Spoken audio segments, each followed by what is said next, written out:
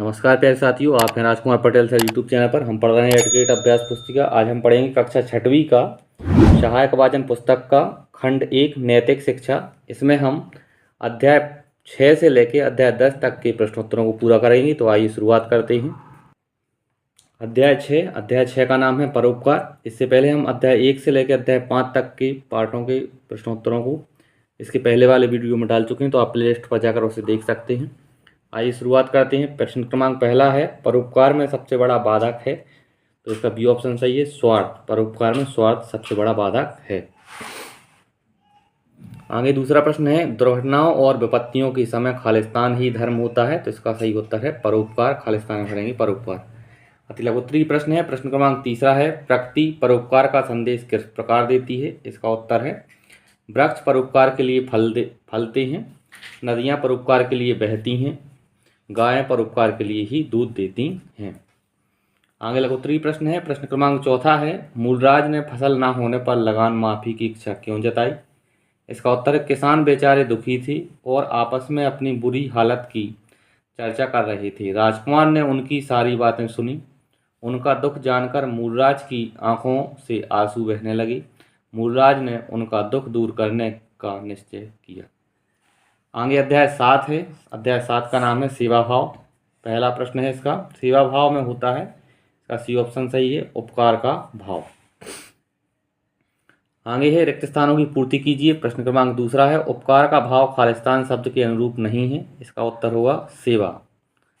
आगे अति लघुत्तरीय प्रश्न है। प्रश्न क्रमांक तीसरा है, मदद और सेवा भाव में क्या अंतर है। इसका उत्तर है, मदद में सेवा का भाव तो हो सकता है, किंतु यह मदद की सेवा नहीं है।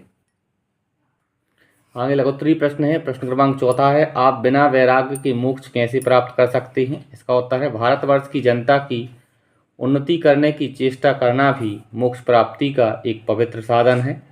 त्याग और सेवा इस देश के राष्ट्रीय गुण हैं। अध्याय 8 का नाम है समय का महत्व। इसके प्रश्नोत्तरों को करेंगे। प्रश्न क्रमांक पहला है, काल करे सो आज कर, आज करे सो अब पंक्ति किसके संदर्भ में कही गई है। इसका बी ऑप्शन सही है, समय।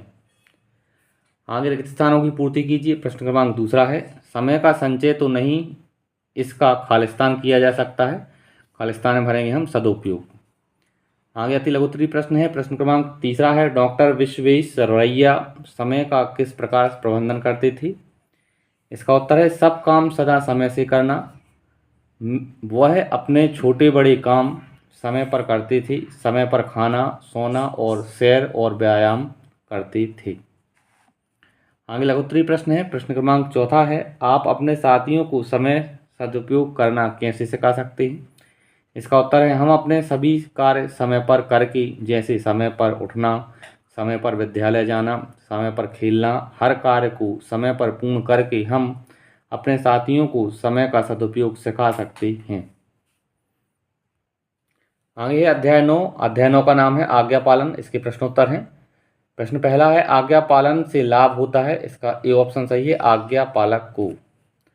रिक्त स्थानों की पूर्ति कीजिए। प्रश्न क्रमांक दूसरा है, आज्ञा देना खालिस्तान अधिकार है और पालन करना छोटों का। तो खालिस्तान में भरेंगे हम बड़ों का। अति लघुत्तरीय प्रश्न है। प्रश्न क्रमांक तीसरा है, आज्ञा पालन करना क्यों आवश्यक है। इसका उत्तर है, आज्ञा पालन जीवन की पाठशाला का वह पाठ है जो अबोध को सुबोध और कर्महीन को कर्मवीर बनाता है। आगे लघुत्तरीय प्रश्न है। प्रश्न क्रमांक चौथा है, आरुणि गुरु की किस आज्ञा का पालन करके ऋषि से उद्दालक बन गए। इसका उत्तर है, महर्षि ने आरुणि से कहा, बेटा जाकर देखो कहीं जल खेत की मेड़ तोड़कर ना निकल जाए। आगे है अध्याय 10 का नाम है दया भाव। इसके प्रश्नोत्तरों करेंगे। प्रश्न क्रमांक पहला है, बच्चों का प्रथम गुरु कौन होता है। इसका सी ऑप्शन सही है, माँ।